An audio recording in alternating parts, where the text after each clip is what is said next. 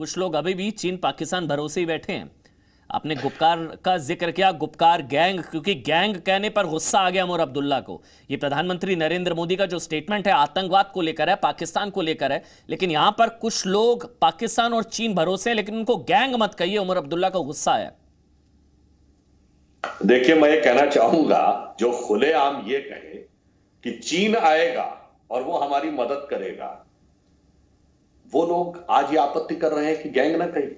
अरे मैं तो ये कहना चाह रहा हूं साहब, जो आप कह रहे हैं यानी चीन आने के, मैं एक हाइपोथेटिकल बात कह रहा हूं। अरे बगल में सिंचियांग प्रोविंस है ना, देख लीजिए क्या हो रहा है वहां।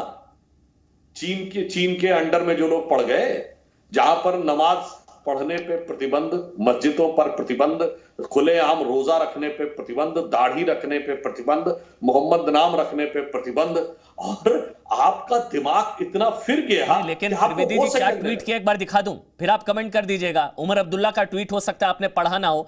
उमर अब्दुल्ला, क्योंकि अमित शाह की तरफ से जो कहा गया गुपकार गैंग और कांग्रेस, ये देखिए ये ट्वीट उमर अब्दुल्ला की तरफ से किया गया। वो कह रहे हैं कि I can understand the frustration behind this attack by honourable home minister. मैं गृह मंत्री की बौखलाहट के पीछे की वजह समझ सकता हूं। वो कह रहे हैं कि गृह मंत्री की बौखलाहट है, उनको लग रहा था कि हम जो है चुनाव का बॉयकॉट करेंगे। उनको ये ब्रीफ किया गया था, he had been briefed that peoples alliance was preparing to boycott elections. उनको ये ब्रीफ किया गया कि हम चुनाव का विरोध करेंगे। ये बीजेपी के लिए आसान रास्ता हो जाता, लेकिन ऐसा नहीं हुआ। इसी वजह से बौखलाहट में गुपकार गैंग कह रहे हैं ये अमित शाह। और उमर अब्दुल्ला की तरफ से यह भी कहा गया कि गैंग मत कहिए। ये ट्वीट उमर अब्दुल्ला की तरफ से कहा गया कि गैंग मत कहिए, ये एक लेजिटिमेट पॉलिटिकल अलायंस है गुपकार, कोई गैंग नहीं है ये। और प्रधानमंत्री नरेंद्र मोदी ने क्या कहा है आतंकवाद को लेकर ब्रिक्स वर्चुअल समिट में, वो सुना देते हैं एक बार, उसके बाद त्रिवेदी जी जवाब लूंगा। गैंग मत कहिए भाई। हमें यह सुनिश्चित करना होगा कि आतंकवादियों को समर्थन और सहायता देने वाले देशों को भी दोषी ठहराया जाए और इस समस्या का संगठित तरीके से मुकाबला किया जाए। हमें खुशी है कि रूस की अध्यक्षता के दौरान ब्रिक्स काउंटर टेररिज्म स्ट्रेटेजी को अंतिम रूप दे दिया गया है। लेकिन अमित शाह की तरफ से क्या कहा गया, एक बार वो आपको दिखा देते हैं। प्रधानमंत्री नरेंद्र मोदी की तरफ से क्या गया, आतंकवाद दुनिया की सबसे बड़ी समस्या। प्रधानमंत्री नरेंद्र मोदी न सिर्फ आतंकवाद बल्कि आतंकवाद का समर्थन करने वाले देशों का भी विरोध हो, प्रधानमंत्री नरेंद्र मोदी की तरफ से यह कहा गया। लेकिन गुपकार गैंग जो कहा गया अमित शाह की तरफ से, वो एक बार ट्वीट दिखा दीजिए जो अमित शाह की तरफ से जो स्टेटमेंट दिया गया है गुपकार गैंग को लेकर। The Gupkar gang is going global. Gupkar gang शब्द का जो इस्तेमाल किया अमित शाह ने, गृह मंत्री ने, उस पर गुस्सा आया उमर अब्दुल्ला को कि गैंग मत कहिए। उन्होंने कहा कि गुपकार गैंग ग्लोबल हो गया है, ये ग्लोबल गठबंधन हो गया है, विदेशी ताकतों का हस्तक्षेप ये लोग चाहते हैं जम्मू कश्मीर में। ये गुपकार गैंग तिरंगे का अपमान करता है।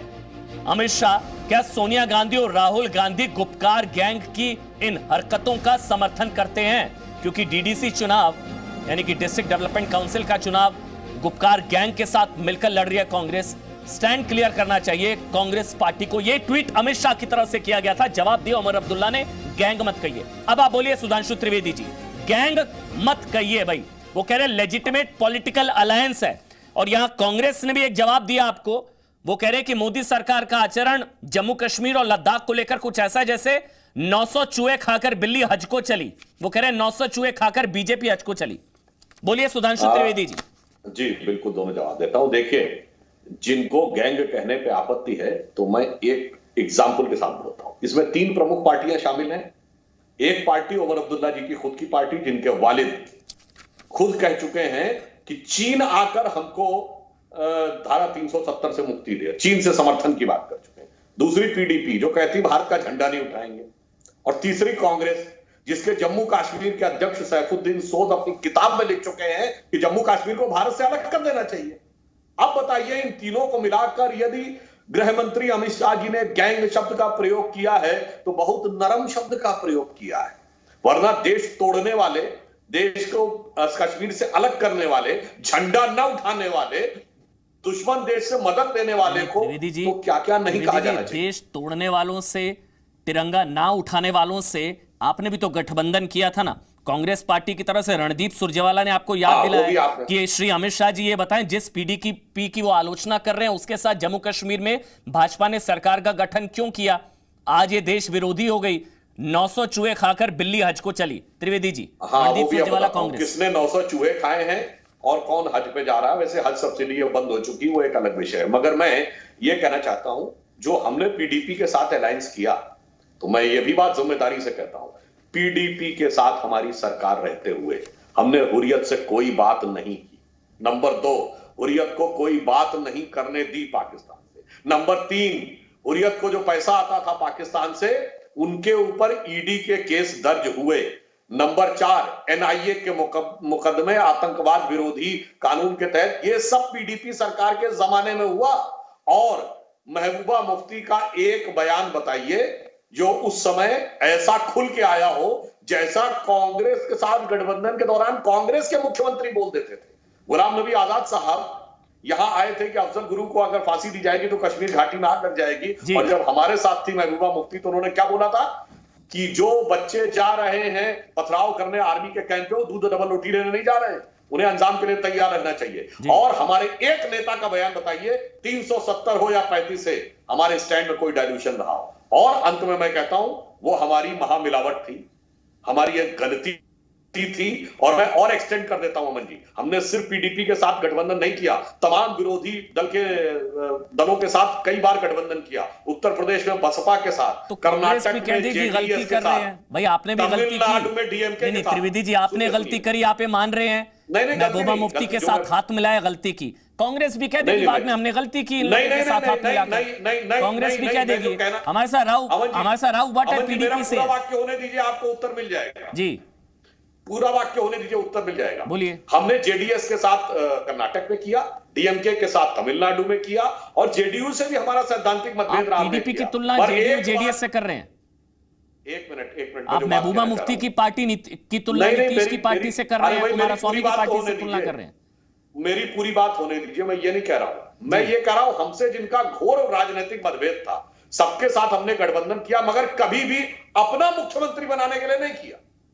हमने राष्ट्र की मुख्य धारा में उनको लाने के लिए किया, और महबूबा मुफ्ती वाला प्रयास पूरी तरीके से विफल रहा। और उसके बाद हमने वह भी, ये हालांकि कांग्रेस का रिएक्शन स्क्रीन पर रणदीप सुरजेवाला कह रहे हैं बीजेपी ने जम्मू कश्मीर की जेलों से आतंकी क्यों छोड़े थे। भाई ये बता दीजिए, 900 चूहे खाकर बिल्ली हज को चली। वो कह रहे पठानकोट की जांच के लिए आईएसआई की टीम क्यों आने दी थी। भाई रणदीप सुरजेवाला कांग्रेस का रिएक्शन। दाऊद इब्राहिम की पत्नी किसकी इजाजत से पाकिस्तान गई, ये बता दीजिए बीजेपी। क्या दाऊद से संबंधों पर महाराष्ट्र के मंत्री को नहीं हटाया गया था, ये बता दे बीजेपी।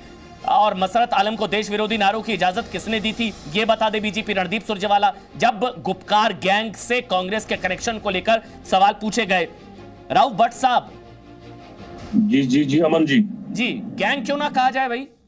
आप लोग तिरंगे का बहिष्कार करें, चीन पाकिस्तान की मदद मांगे, हम लोग गैंग भी ना कहें आपको। जब कोलेशन होती है, फिर हम नेशनलिस्ट होते हैं, फिर हम देश के चहीते होते हैं। जब अलायंस खत्म हो जाती है, फिर हम देशद्रोही हो जाते हैं, फिर हम एंटी नेशनल हो जाते हैं। This is very unfortunate. आप मुझे कहे, आप अभी प्राइम मिनिस्टर साहब की स्पीच की बात कर रहे थे, आप मुझे बताए ग्राउंड पे है क्या।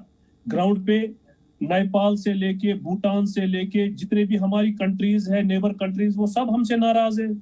क्या कौन सी फॉरेन पॉलिसी जो है, आइसोलेशन में तो हम चले गए, हम तो निकले थे हमारे अपने पड़ोसियों को आइसोलेशन में डालने के लिए, हम तो खुद आइसोलेशन में चले गए हैं। तो उस पे बात करें ना आप यहाँ हमारे लोगों पे बात कर रहे हो जिन्होंने कल तक यहाँ नेशनलिज्म चलाया, जो कल तक यहाँ चहीते इनके थे, आज वो एंटी नेशनल हो गए। आप मुझे बताएं, राव साहब, किसी ने आपको एंटी नेशनल नहीं कहा, लेकिन मेरा सवाल ये है, राव साहब एक मिनट सुनिए, किसी ने आपको एंटी नेशनल नहीं कहा, किसी ने देश विरोधी नहीं कहा, लेकिन मेरा सवाल ये है, क्या आपकी हरकतें, सुनिए ना सर, एक मिनट सुनिए ना राव भट्ट, आप जवाब दीजिएगा, आप इस स्क्रीन पर है, क्या आपकी हरकतें देश विरोधी कहलाने वाली नहीं है? अगर आप कहेंगे तिरंगे को हाथ नहीं लगाएंगे, तिरंगे को हम हाथ नहीं लगाएंगे, बंदूक उठाने को जायज ठहराएंगी महबूबा मुफ्ती, तो ये देश विरोध नहीं तो क्या है? ये गैंग वाली हरकतें नहीं है तो क्या है? हक दिया था, हमारा जो स्पेशल स्टेटस है वो चोर दरवाजे से इन्होंने हमसे छीना। सांसद चोर होता है क्या? इन्होंने हमसे छीना। संसद में जो बैठे हैं वो चोर होते हैं क्या? देखिए ना, फारूक अब्दुल्ला सांसद हैं, उनको चोर कह रहे हैं आप। चोर दरवाजा, चोर दरबारा नहीं, संसद आपने के मेरी जरिए बात हटाया की गया है। है, ये यहाँ डिबेट के हुई है। असेंबली का हक है। ये फारूक हमारे अब्दुल्ला को असेंबली चोर कह रहे हैं आप।